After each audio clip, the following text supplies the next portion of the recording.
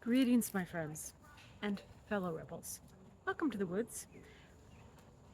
I'm going to share a pet peeve that I've talked about before, but it keeps coming up, so I'm going to talk about it again.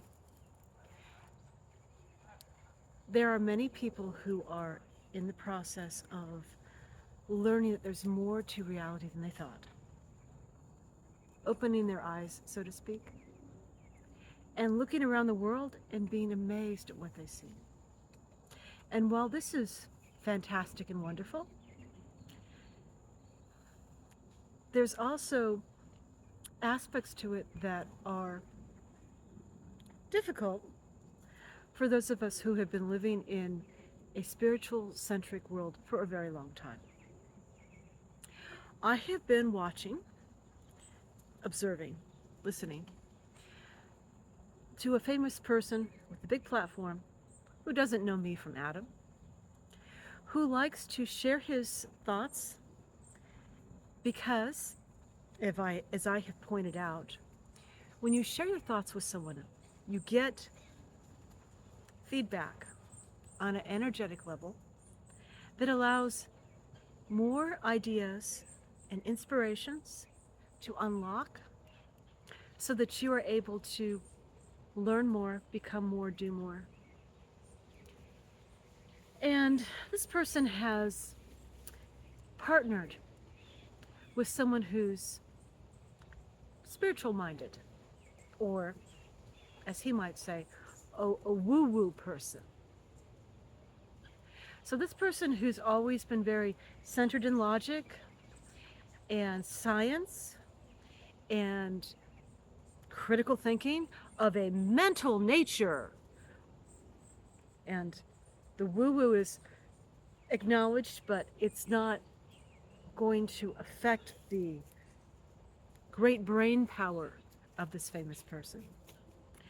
He's now involved with someone who's very comfortable with the spiritual and magical world. And so, out of respect for her perspective, he's having to reframe his thoughts, his perceptions. And watching him struggle to find a scientific basis for all of these things that must be felt and experienced rather than reasoned with, it's rather amusing. What's not so amusing is all of the new words, the new vocabulary that's coming up as a result of sorting this stuff out. The more you confuse with creating, inventing terms and words, and the harder it's going to be for us to develop a reasonable vocabulary, a common frame of reference so that we can work together. So that when I say clairvoyant, you know what I'm talking about. But if you were raised to understand remote viewing, which is the military's word for clairvoyant, remote viewing, doesn't that sound so much more practical and real? Remote viewing. You know, it's in English. It's not in this archaic dead language. Clairvoyant. That language is dead. Let's name it something English. Remote viewing.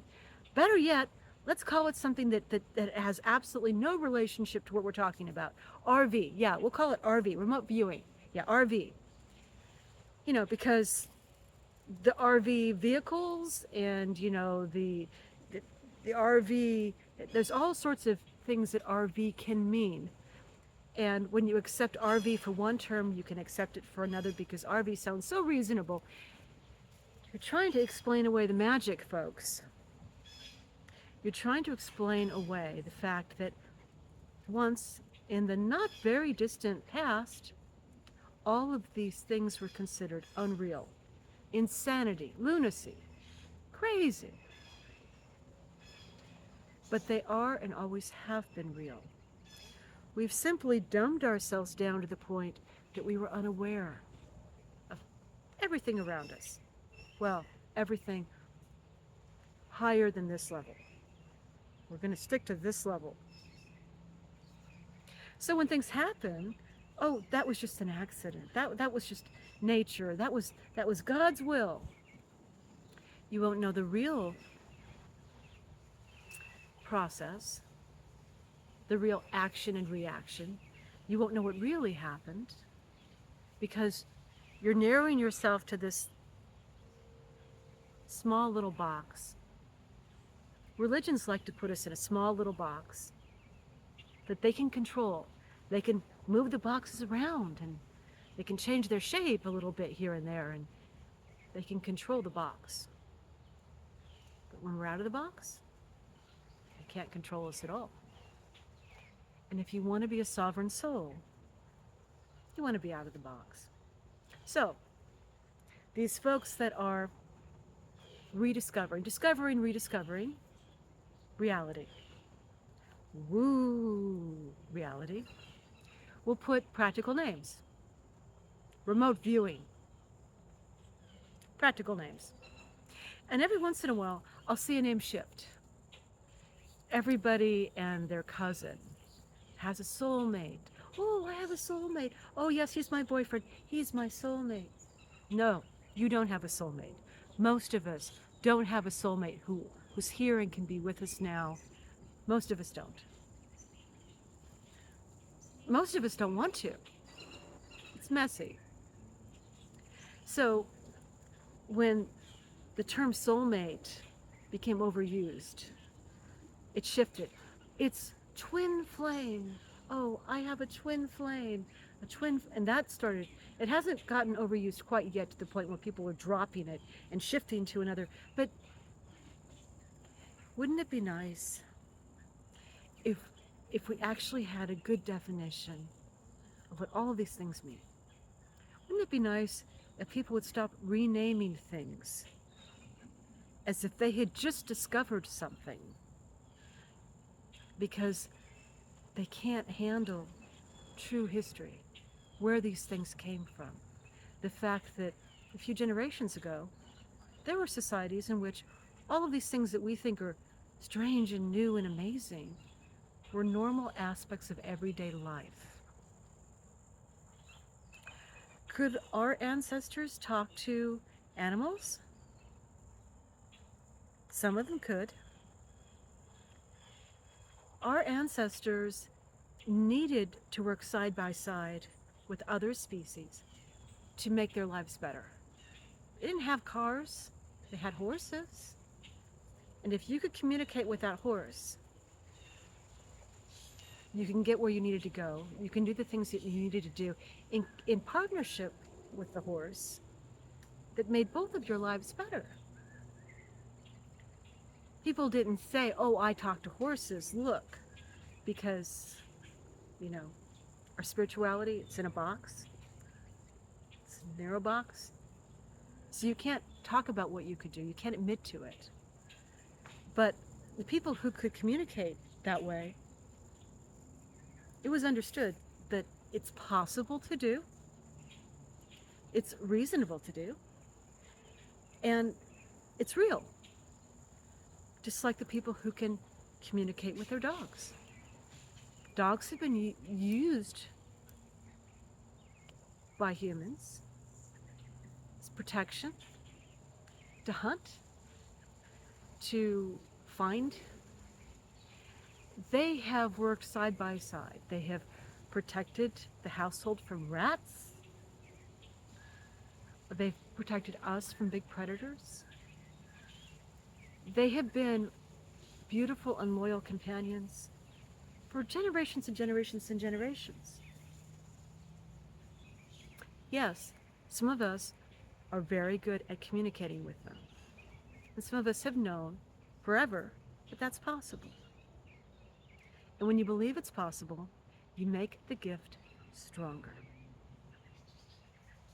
But when you start creating other words for what you can do, when you start changing the meaning of words so that when you talk to another person, you're talking past each other. You don't quite understand what that other person is trying to share or say. You can't work with them. You can't synergize with them because you're speaking a different language. Because your word for, I have to be real careful here because words have been so twisted, deliberately twisted, for political reasons, for spiritual reasons, for personal reasons. Words have been twisted. When I say to you, let's stick to what's safe, I have clairvoyance. And you say to me, I don't know what that's about. I'm just remote viewing this.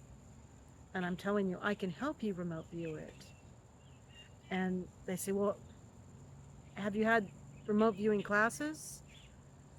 No, but I'm clairvoyant. Well, if you don't know how to remote view, you can't help me. Talking past each other. One more observation.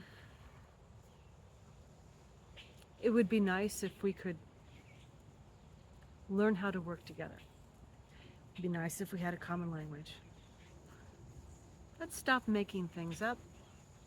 Let's take a look into our past and see if there's already a word or a term or a school or a discipline for what we have just discovered we can do. And welcome to the woods.